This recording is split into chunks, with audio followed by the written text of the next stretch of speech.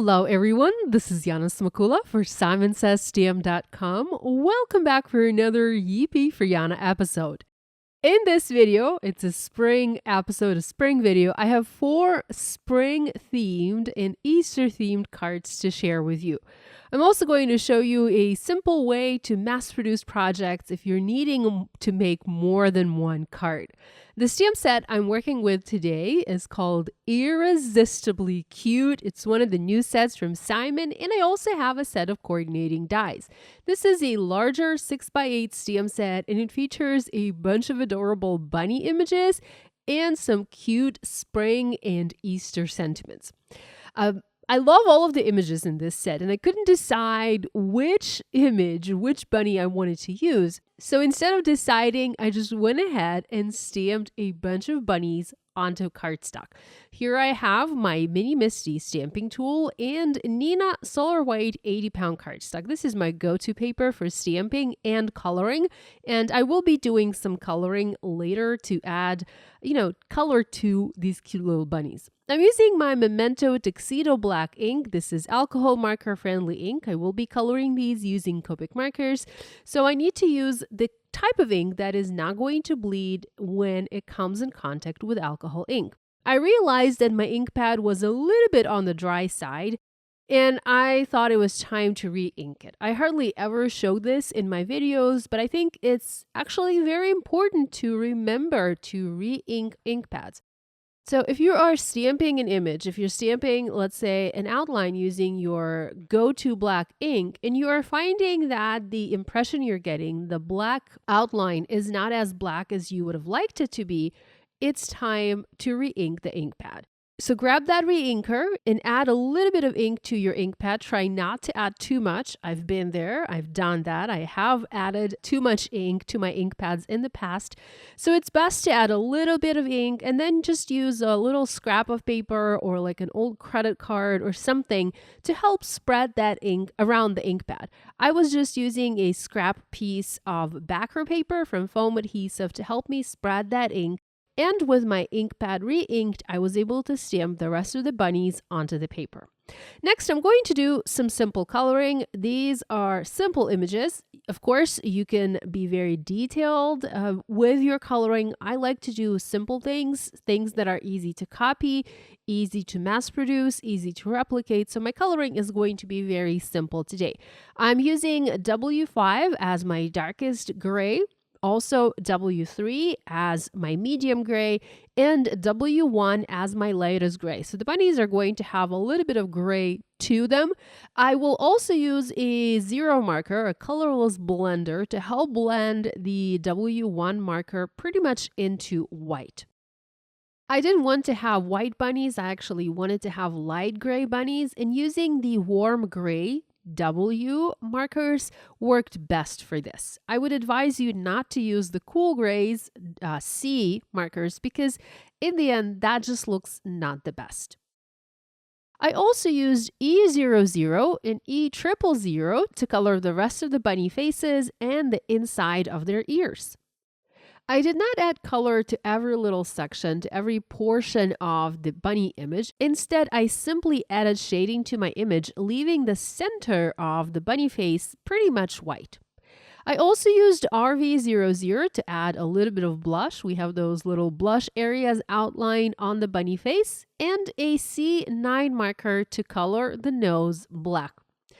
Each bunny is decorated with some sort of an embellishment. Some bunnies have flowers, some have bows. There's a bunny with a hat. I'm not using that bunny, but there are little accessories, cute little accessories that add a ton of charm to these bunnies. I decided to use mostly pinks to color these, and I started with the RV14. That was my darkest pink, RV13, my medium pink, and RV11, the lightest pink, to color the bows on my bunnies pink. I also colored one bow on the boy bunny green, and for that I used YG67, YG17, and YG03. There's also a bunny with the flowers, and for that one I used Y35 and Y15. I used coordinating dies and cut my bunnies out. They're so adorable. Next, I started planning my cards. At first, I wanted to do white card bases, A2, so these measure 4¼ by 5½ inches, and I wanted to add cream cardstock panels onto the card bases and then have the bunnies and the sentiments. You will later see that I changed my mind. I changed this design a little bit, but for the most part, it's the layout that we're going to have on these cards today. So I have placed the bunnies onto the card bases, and next I'm just going to select a couple of sentiments. So I have everything pre-planned for my card. As you can see, I've separated my work into sections, if you will. First, I stamped all of the images. Then I colored all of the images. Then I cut all of the images out. Then I created card bases and card panels for the card bases. Now I'm selecting sentiments for all of the cards. If you work this way, it's especially helpful if you're mass producing projects because you're spending less time, but in that time frame, you're able to make a lot more cards. I like to do this from time to time, especially if I'm needing multiples. And with this stamp set, it's super easy to make multiples because you have those different adorable bunnies. Now, whenever I pop things up on my cards, and I knew that I will be popping the bunnies up, I like to back my cardstock up with another layer of cardstock. I used Neenah Solar White 80-pound cardstock for the images, and because I used 80 and not 110-pound cardstock, I like to use 110, but I'm all out. I'm waiting for my order to come in.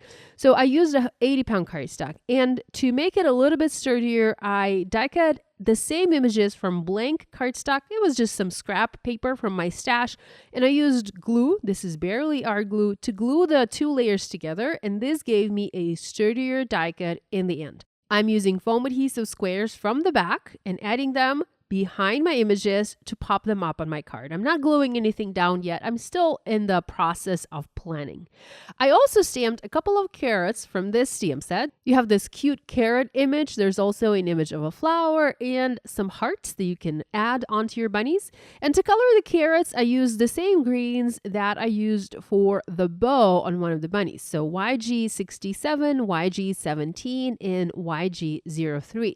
To color the carrot orange, I used YR18, YR15, and Y15 or Y35 in some cases. I typically struggle with orange, and I can never get the perfect orange shade, especially if I'm coloring carrots, but these colors seem to work best for me. I used the coordinating carrot die and cut those carrots out in my die cutting machine.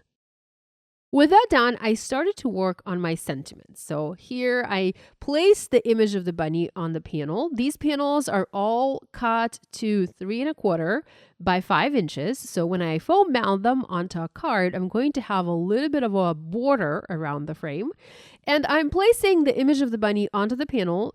The bunny is not adhered yet. It's just there for placement, and I'm stamping the sentiments. I'm using a different type of ink now, so not the same Memento that I was using to stamp my bunnies, but Clair Black. I love to use this ink for stamping sentiments as it gives me a very dark black impression.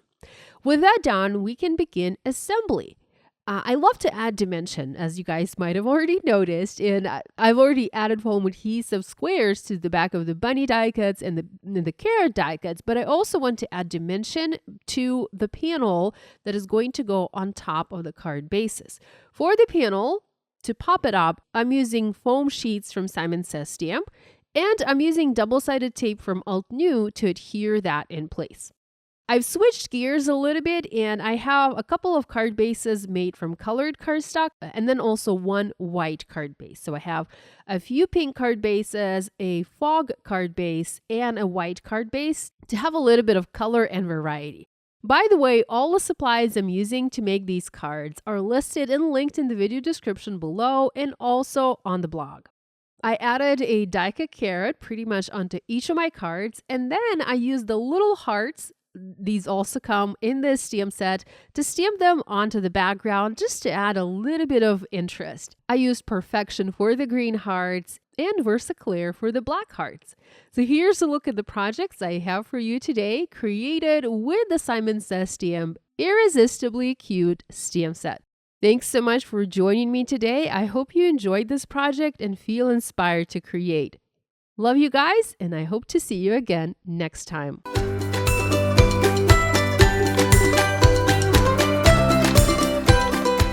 Hi there, I'm Heidi, Simon's mama and founder at simonsaysstamp.com. Thank you so much for watching our video. If you like what you just saw, be sure to press the thumbs up and subscribe to see more great content.